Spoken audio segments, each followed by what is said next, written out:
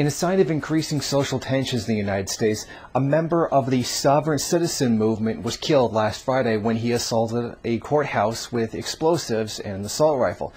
The man did manage to wound one deputy before he himself was killed by the SWAT team. The shooter has been identified as Dennis Marx, who was due to appear in court to plead on a drug and weapons charge at the Forsyth County Courthouse in Cummings, Georgia. The police are describing him as a member of the sovereign citizen movement. Now, this is a group of misguided right-wing gun toters who believe that they have a legal basis for their desired separation from the U.S. government. Their interpretation of this law is completely incorrect and leads to all kinds of frivolous lawsuits and incidences such as this.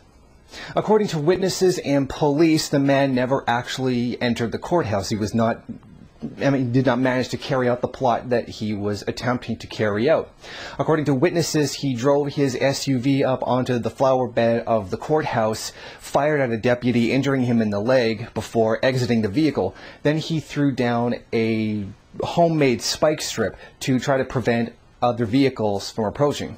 And from there, he attempted to assault the courthouse. According to some reports, he'd actually used smoke grenades as a part of the tactic to get in the building, but thankfully the individual never made it inside. Police say the man was attempting to occupy the courthouse and take hostages. They say he brought water and other supplies, including ammunition and zip tie restraints. The SWAT team arrived and engaged in a 90-second shootout that killed him, even though he was wearing body armor. The man Marx was set to appear in court that day on charges for weapons possession and marijuana possession. The man's lawyer recently withdrew herself from her case, citing that he claimed that her negotiating skills were unsatisfactory. She also recommended that he undergo a psychiatric evaluation, which he declined to take. I've no doubt, given the context that the media is claiming that he refused to take a mental health evaluation, which very probably did happen given the situation, that they're going to start claiming that he was a crazy. And that might very well be true, but the fact that somebody refuses to take a mental health evaluation doesn't in itself prove that somebody is mentally ill. We do see that quite often. When a white person shoots up something, it's because they're crazy, not because of any kind of systemic problem within society or some kind of prevailing attitude that that person's particular class of people or racial group would hold. I do think that there's something else that does need to be spoken to here.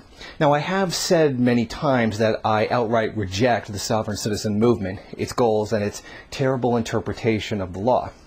However, I would like to place this in the social context of what it is that he was doing. Who was he attacking? He was attacking a courthouse. He shot a police officer. He was intending to go after the power structure, the armed wing of the state, the soldiers of the capitalist class. Well, certainly he didn't see them as the soldiers of the capitalist class, but he did see it as the armed men of the state. I think most likely, given the situation, he feels that he was wronged in some way. Whether that wrong was real or imagined still needs to be asked. I do think, given the fact that he was a sovereign citizen, and I think very likely that's actually true, we should ask, was his response legitimate? Think about this. If you were being wrongfully charged, or if you felt that they had no right to be charging you for this, and you felt that you were going to get railroaded by the legal system, would you use violence? Or do you feel that the use of violence in this situation was necessary? If he feels that he's not going to receive a fair trial and there's just this violence is going to be carried out against him, does this place a particular context to the violence that he just used? There's no question that he was endangering the lives of innocent people. There were obviously going to be people in that courthouse who had nothing to do with what was going on with him. What I think probably happened is that, given his situation and the particular things that he believes as a sovereign citizen, the state has no right to tell me anything because of this legal argument that's horribly flawed and doesn't work in real life. That he felt that he was being oppressed by what he felt was an authority which shouldn't have that kind of power over him. Then he goes into court and faces what I'm sure he's going to, or what he would have told us if he were still alive, that was railroading him. And then when you place it in that particular context, we do see why someone would be more likely to use violence in this situation. If you genuinely believe that you are being screwed over by the system in a way in which you cannot defend yourself within the realm of the law, is it reasonable to use violence to defend yourself? The real question here is, was he being railroaded? Was he being screwed over by the bourgeois state? I think that's the real question to ask here. If he wasn't facing any kind of corruption or any kind of, dishonorable actions by the prosecutor or the court system in general, then his actions were completely wrong.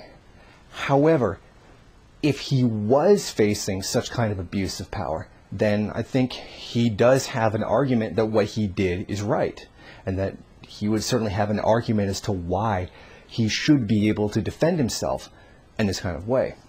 I think it's wrong to just simply narrow it down to whether or not he has a mental illness. I believe that there are greater social factors in here, like the fact that the government of the United States, as with many governments around the world, are becoming more totalitarian as this global recession drags on. And as social unrest towards these conditions increases, the antagonism between the working class and the capitalist class, whether they be fully conscious or not, are going to get worse. And many people, like sovereign citizens, directly blame the state as opposed to the system itself.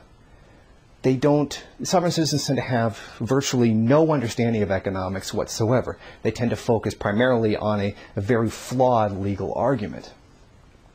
And that when they become angry at injustices, social injustices that are being carried out against them, they're going to resort to their ideology, which says to use violence against the state. These antagonisms, these social conditions being created by the global crisis of capitalism are going to create more situations like this. And at what point do we acknowledge that people are not suffering from a mental illness? They are suffering at anger, at an outrage that has been carried out against them. What point do we draw that line? Thank you for watching. Please comment and rate the video. If you liked it, hit subscribe or check out some of these other great videos. If you wish, share it on social media. While you're at it, why don't you follow me on Twitter? And if you got time, go on over to the MRN bookstore and check out some of the latest books available.